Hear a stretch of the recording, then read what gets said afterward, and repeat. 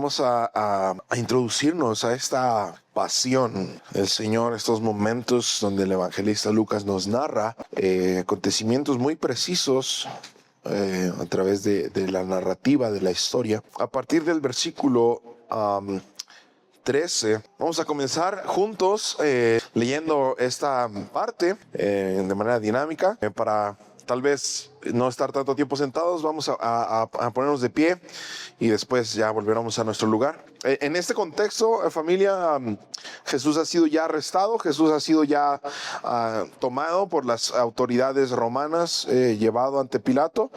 Y entonces viene el versículo 13. Dice la palabra, vamos a leerlo juntos.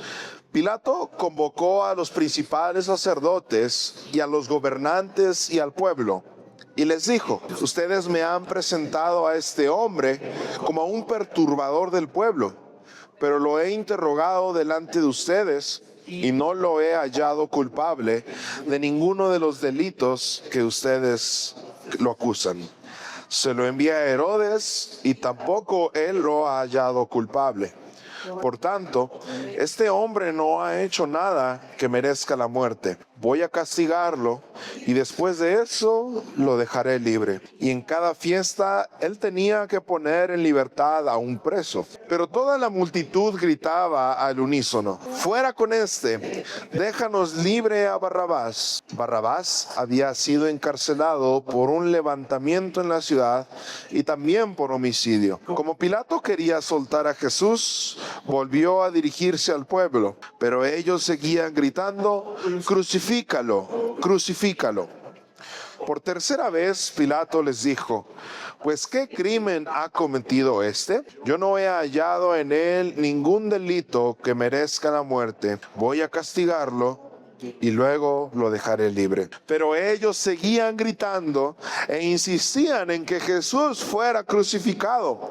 Al final prevalecieron las voces de ellos y de los principales sacerdotes, y la sentencia de Pilato fue que se hiciera lo que ellos pedían. Puso en libertad a quien habían pedido, que había sido encarcelado por rebelión y homicidio, y puso a Jesús a la disposición de ellos. Cuando llevaban a Jesús, echaron mano de un tal Simón de Cirene que volvía del campo y le pusieron la cruz encima para que la llevara detrás de Jesús. Detrás de Jesús iba una gran multitud del pueblo y mujeres que lloraban y se lamentaban por él. Pero Jesús se volvió hacia ellas y les dijo: mujeres de Jerusalén, no lloren por mí, sino por ustedes mismas y por sus hijos. Porque vienen días en que se dirá: dichosas las estériles y los vientres que no concibieron y los pechos que no amamantaron.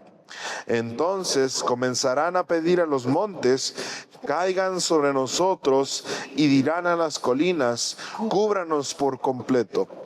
Porque si esto hacen con el árbol verde, ¿qué no harán con el árbol seco? Con Jesús llevaban también a otros dos que eran malhechores para ser ejecutados. Cuando llegaron al lugar llamado la Calavera, lo crucificaron allí, lo mismo que a los malhechores, uno a la derecha de Jesús y hasta ahí nada más, y otro a su izquierda. Vamos a tomar nuestro lugar. Y en esta ocasión, familia, no voy a tomar mucho tiempo para introducirnos al tema, porque hablar de lo que pasó y sucedió hoy es algo verdaderamente sencillo. Es muy fácil, es muy claro. Aunque acabamos de leer una historia bastante intensa, bastante tal vez para muchos dolorosa, algo fuerte de leer, algo difícil tal vez de imaginarnos, algo sombrío. Realmente hay un resplandor oculto detrás de esta historia, un resplandor glorioso de paz, de tranquilidad, de esperanza, entre las líneas que acabamos nosotros de leer, porque el viernes de crucifixión tiene algunos colores oscuros en su desarrollo, ¿verdad? Se nos vienen a la mente algunas películas, representaciones, ¿verdad? Momentos como lo acabamos de leer, donde la gente llora, la gente se duele por lo que le está sucediendo a Jesucristo. Y sí, hermanos, la muerte del Salvador produce tristeza, quebranta nuestro corazón, produce dolor, produce impotencia en algunos de nosotros, ¿verdad? Quisiéramos haber estado ahí como un Pedro intentando salvar a nuestro Señor. Pero cuando miramos la historia completa, familia, y vemos con perspectiva lo que está sucediendo, lo que sucedió hace 2 milenios, es un día de victoria, es un día de amor, es un día de gracia para nosotros, porque hoy quiero hablar de 3 cosas importantes que sucedieron en ese día, en el día de la crucifixión. 3 momentos específicos desde que Jesús toma la cruz, desde que Jesús, toma la cruz de manera figurada, ¿verdad? Y comienza este via crucis, este caminar en donde lo azotan, lo golpean y es objeto de burlas, de señalamientos, hasta que entonces Él entrega a su espíritu. 3 momentos específicos de este momento tan eufórico, tan intenso para muchos en ese momento, en ese lugar. Y que cuando nosotros leemos en este pasaje y en los demás evangelios, podemos ver caos. Podemos imaginar, ¿verdad?, a la gente vuelta loca gritando: que crucifiquen a Jesús, que suelten a Barrabás.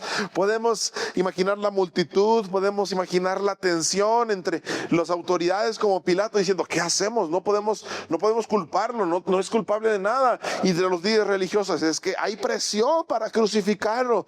Un día de caos, de muchas emociones para los discípulos, para los líderes religiosos, para los romanos. Un día caótico en su totalidad y tal vez de mucha confusión. Muchos se estaban preguntando: ¿qué está pasando? Los mismos discípulos pueden haberse estado preguntando: ¿qué está pasando? Pero quiero compartir tres lecciones de la sencillez de la cruz. La sencillez de la cruz. Quiero que recordemos juntos, familia, que lo que sucedió en la cruz no fue caos, no fue desorden, no fue algo que estaba escapando de las manos de Dios, no fue euforia y no fue algo complejo lo que sucedió. Lo que sucedió en la cruz, familia, fue algo completamente sencillo. Fue algo fácil de comprender y no hay misterio detrás de esto, iglesia. Porque a veces pensamos que lo que sucedió hoy fue algo difícil de entender. No, lo que sucedió en la cruz, familia, es algo sencillo. Porque en primer lugar, Jesús nos enseñó que Él es nuestro abogado.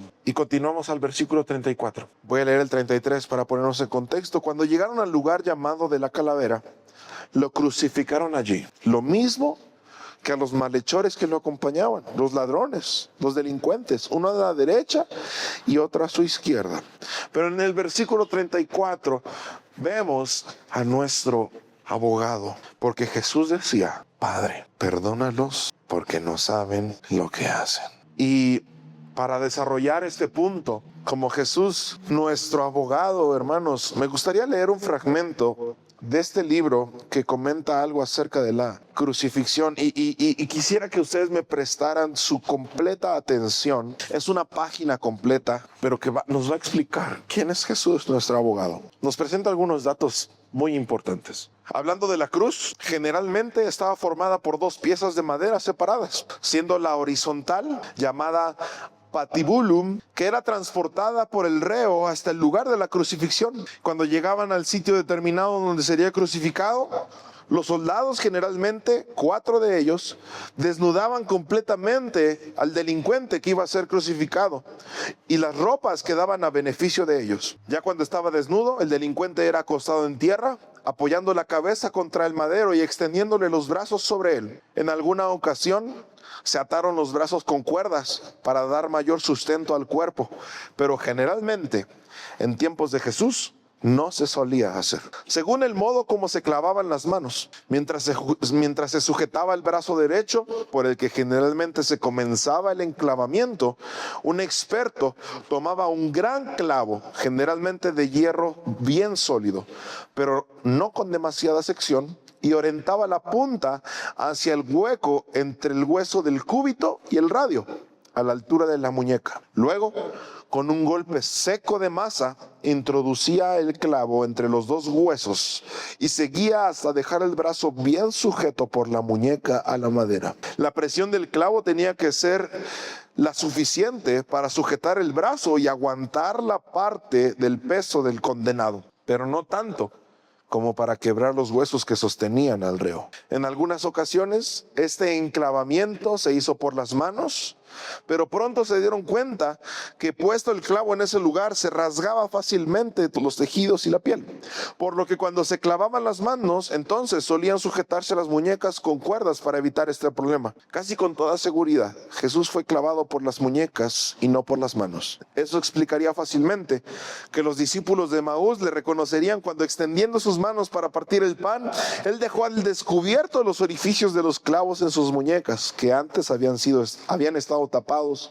por el vestido que él llevaba. El soldado que clavaba al crucificado tenía que ser un experto, a fin de que en la introducción del clavo no se rompiera la arteria radial. Una maniobra agresiva como esa produciría entonces un intensísimo dolor al seccionar los nervios y producir heridas internas. A continuación se procedía de igual manera con el brazo izquierdo, y una vez sujetos los dos brazos, se levantaba en alto el patibulum del que ya pendía el crucificado. Por medio de cuerdas se izaba el brazo horizontal hasta el lugar de encaje sobre el poste vertical, y puesto ya en pie y sujeto en tierra, si la cruz era del tipo comisa, como lo llaman aquí, quedaba apoyada y sujeta al brazo vertical, generalmente con un anclaje de cuerdas.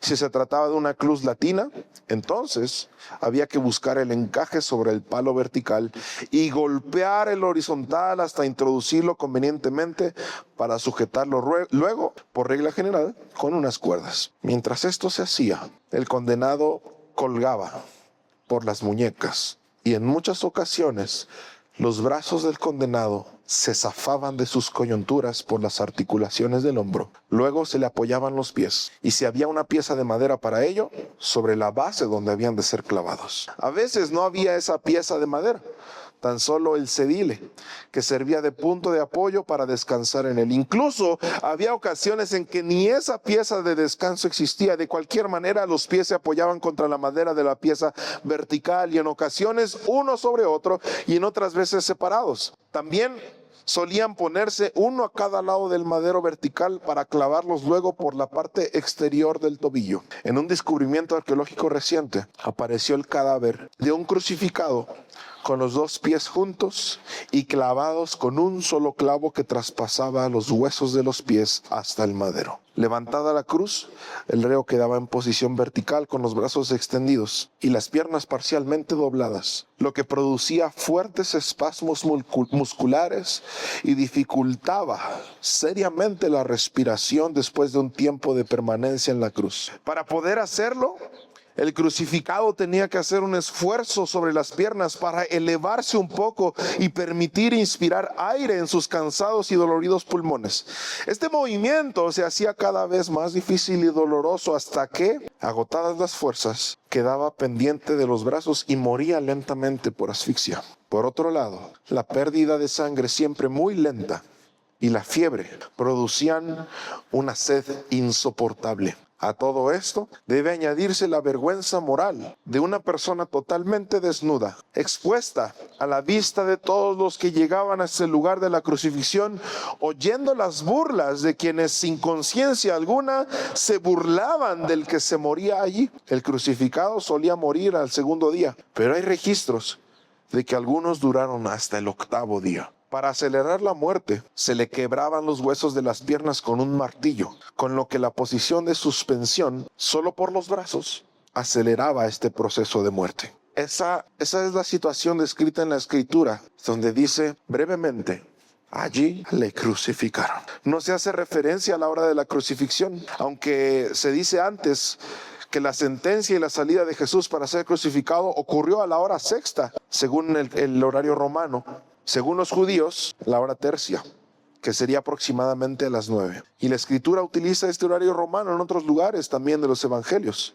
Por tanto, debió ser la medición del tiempo que se usó en el relato de la pasión. Y concluye con esto. En esos momentos de intenso sufrimiento, Jesús pronuncia desde la cruz: Padre, perdónalos, porque no saben lo que hacen. Y la dimensión de esta frase, iglesia, no solamente puede desarrollarse comentando algo acerca de este versículo, necesita desarrollarse en toda la comprensión de nuestro entendimiento. Porque no encontramos, con todo lo que acabamos de leer, ni un reproche en el crucificado. No encontramos ninguna petición de juicio sobre los criminales que lo sentenciaron a muerte, siendo santo e inocente, cosa que hubiera sido no solamente comprensible, sino también justa. En medio de los sufrimientos causados por la ignominia humana, no tiene ni un reproche, ni una sola queja. El corazón de Dios se expresa en Cristo. El amor, que es uno de los atributos de Dios,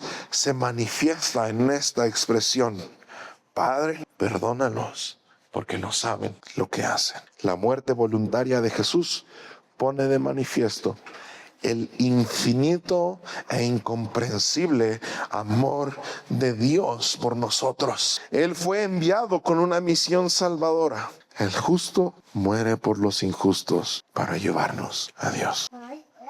Jesús, nuestro abogado, diciendo: Padre, perdónalos, porque no saben lo que hacen. Y este es el corazón del Salvador como el abogado. Aún en sus momentos de agonía y muerte, Él no olvida la misión por la cual ha sido enviado, que es interceder por aquellos, nosotros los criminales, que le condenábamos a muerte. Pastor, pero yo nunca pedí que Jesús fuera crucificado. Sabes, cuando decides obedecer a tu corazón, cuando decides seguir a tu propio orgullo y egoísmo, estás negando que Jesús es el Hijo de Dios. Sin embargo, Jesús, nuestro abogado, intercede ante el Padre pidiendo perdón. Padre, perdónanos porque no saben lo que hacen. Es sencillo de entender esto. Él intercede por nosotros, pero no solamente eso, Él toma nuestro lugar también. Él toma nuestro lugar. Porque en segundo lugar, vemos a un Jesús como nuestro abogado. Vemos a un Jesús que ni con todo el dolor que está padeciendo, como nos acaba de relatar cómo era la crucifixión romana,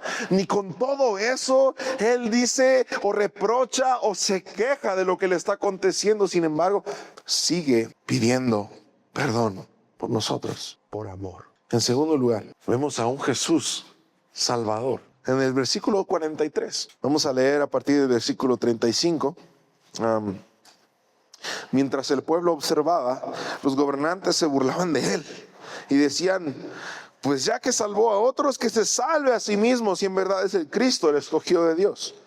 También los soldados se burlaban de él y hasta se acercaron y le ofrecieron vinagre, mientras decían: si eres el rey de los judíos, sálvate a ti mismo. Y habría sobre él un epígrafe, es decir, una inscripción arriba de la cruz, que en letras griegas, latinas y hebreas decía: este es el rey de los judíos, como una burla para él. Uno de los malhechores que estaban ahí colgados lo insultaba y le decía: si tú eres el Cristo, pues sálvate a ti mismo y sálvanos a nosotros. Pero el otro lo reprendió y le dijo: ni siquiera ahora que sufres la misma condena, temes a Dios. Lo que nosotros ahora padecemos, dijo este malhechor, es justo, porque estamos recibiendo lo que merecían nuestros hechos. Pero este no cometió ningún crimen. Y a Jesús le dijo: acuérdate de mí cuando llegues a tu reino. Y Jesús le dijo: de cierto te digo que hoy estarás conmigo en el paraíso. Esta frase de Jesús, familia, porque el dolor y el sufrimiento continúan. Jesús no era el único crucificado en aquel lugar. Fue puesto junto a estos dos hombres que cumplían su castigo por haber cometido delitos graves. Pero es increíble, familia, la escena que aquí se nos presenta, porque estos tres hombres no están tomando el sol en un camastro a pie de la playa. Estos tres hombres no están tomando el té ni comiendo alrededor de una mesa.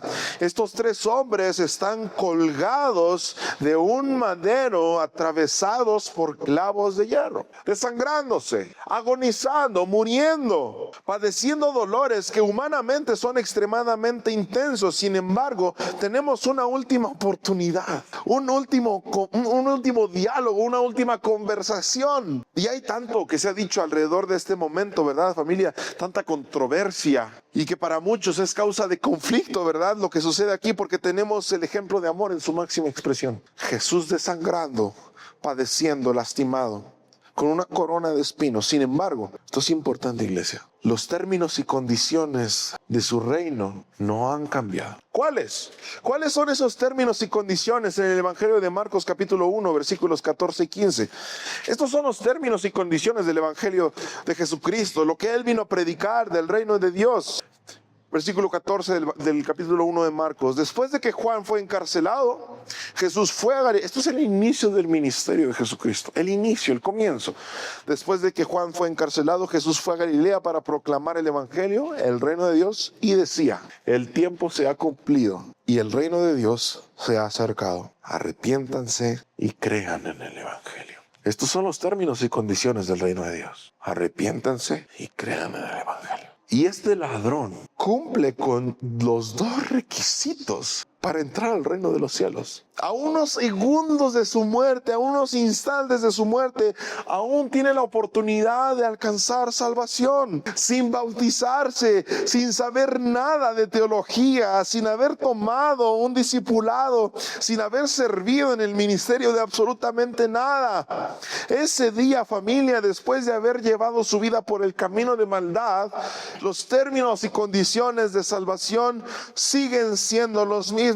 Arrepiéntete y cree. Es sencillo el mensaje de la cruz. Arrepiéntete y cree. Esa es la sencillez de la cruz, familia. Por un lado, hemos construido un sistema religioso que pensamos que nos ha dado el derecho de señalar a quién sí puede y quién no puede ser salvo. Por un lado, hemos construido este sistema que nos habilita y nos dice: esta persona, después de todo lo que ha hecho a lo largo de su vida, ya no puede ser rescatada. Sería injusto para todos nosotros que nos esforzamos, que luchamos por vivir en santidad, que luchamos por estar cerca del Señor, que alguien como este ladrón, a segundos de morir, alcanzara lo que todos nosotros buscamos. ¿Qué caso tiene, verdad? Entonces mejor voy a desperdiciar mi vida, mejor voy a andar por estos caminos, mejor voy a hacer lo que a mi corazón le plazca, y al final de mi vida tal vez me arrepentiré y alcanzaré salvación.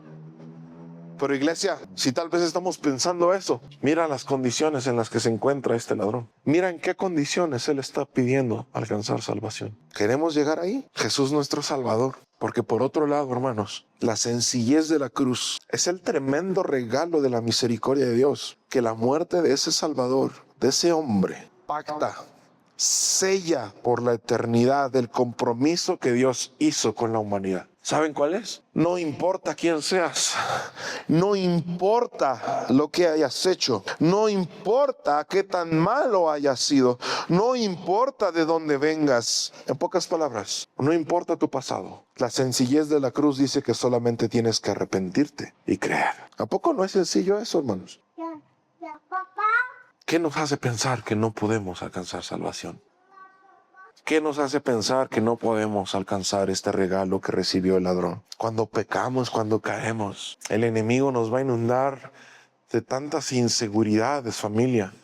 Pero el viernes de crucifixión nos recuerda que el mensaje de la salvación es sencillo. El mensaje del perdón es fácil. Arrepiéntete y cree. Arrepiéntete y cree.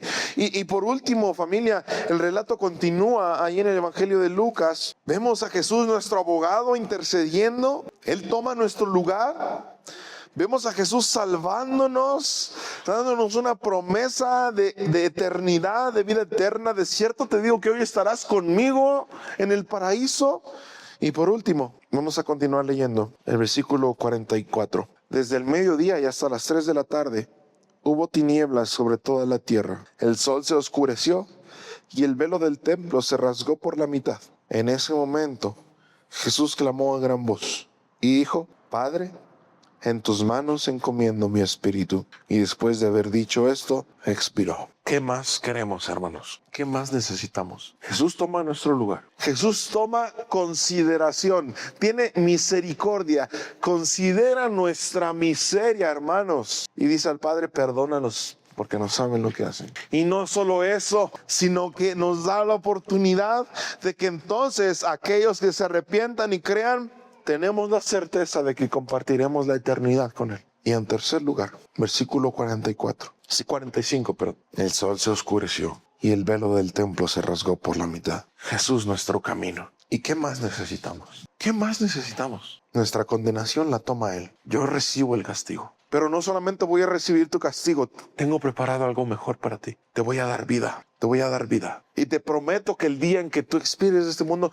vas a compartir una eternidad conmigo. Y no solamente eso, esa enemistad que tú tenías con Dios, esa guerra que había entre tú y Dios, ahora se vuelve en un tratado de paz. Y si quieres acercarte a Dios, ya no necesitas hacer gran cosa, porque yo soy el camino. Porque esa separación que había entre el cielo y tú, ahora se vuelve en un camino gracias a mi muerte. Hermanos, la pregunta es, ¿qué más necesitamos para entender el mensaje tan sencillo de la cruz? Pero ahí nos encontramos cotidianamente luchando contra Él. Ahí nos encontramos cotidianamente rechazando su señorío en nuestras vidas. Ahí nos encontramos cotidianamente prefiriendo lo que el mundo nos dice que es mejor a lo que Cristo nos dice que es mejor. Ahí nos encontramos cotidianamente.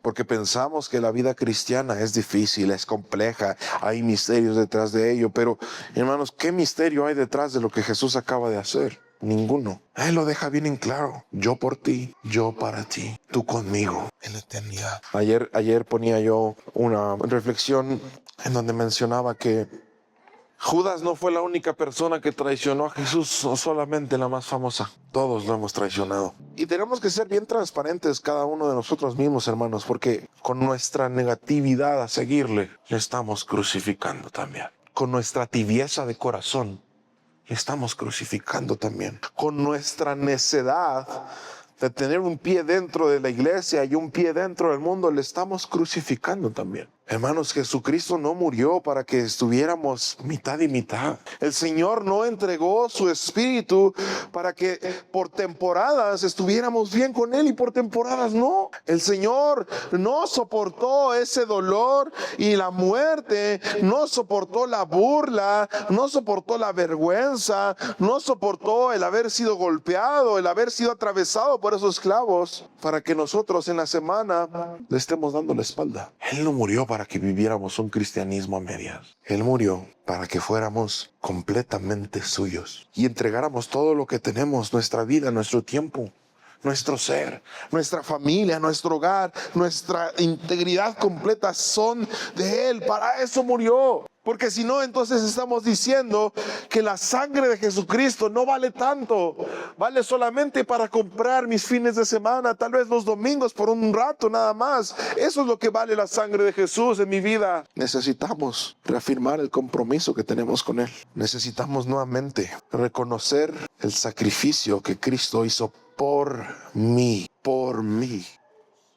Porque cuando el Señor fue llevado a la cruz, porque cuando el Señor era atravesado por esos clavos, en ningún momento dejó de pensar en nosotros. Vayámonos a casa con esta pregunta, iglesia. ¿Qué más me hace falta si Cristo ya lo hizo todo? Vamos a participar de la cena del Señor, reafirmando este compromiso que Él nos llama a hacer con Él. No es para menos, no, su sangre no vale poco. Y hoy que nos exponemos nuevamente al mensaje de la cruz, hermanos, es una perfecta oportunidad para decir: Señor, yo creo que tu sacrificio tiene valor en mi vida. Y yo creo que lo que tú hiciste por mí tiene el poder para transformarme, para salvarme, para perdonarme y para darme una vida nueva. Eso es lo que el Señor hace. Así es que sigamos meditando en lo que el Señor nos ha hablado el día de hoy, tan sencillo como lo es el mensaje de la cruz.